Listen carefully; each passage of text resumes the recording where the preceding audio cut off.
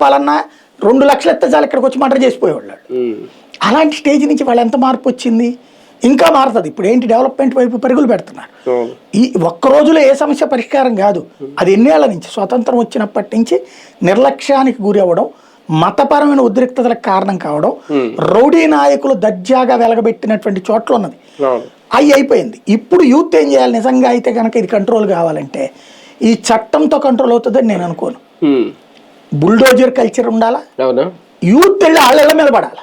కొడకలారా మీరేంటి లీక్ చేసి మా జీవితాలని నాశనం చేస్తారా అనే మొక్కని చుట్టుపక్కల ఉన్న తల్లిదండ్రులు, చుట్టుపక్కల ఉన్న యువత వెళ్ళి కొట్టారనుకోండి వాళ్ళ ఇంటి మీద పడి, అప్పుడు కదా భయం వేసేది. జరగాలి అంటే 4 సార్లు జరిగింది అనుకోండి, పేపర్ ని పట్టుకోవాలంటే భయపడతాడు. ఆ భయం పుట్టించాలి అక్కడ. దానితో ఇలాంటి బిల్లులు కూడా కఠినంగా అమలు చేయాలి పొద్దున్న. సార్ ఒకటి ఫైనల్ గా, ఈ యాజిటేషన్ ద్వారా ఒకప్పుడు మోడీ గారు ఒక అద్భుతమైన కార్యక్రమం మన్ కీ బాత్ అని తీసుకొచ్చారు. ఆయన చెప్పాలనుకున్న ఎప్పుడు కరోనా టైంలో బాగా సక్సెస్ అయింది.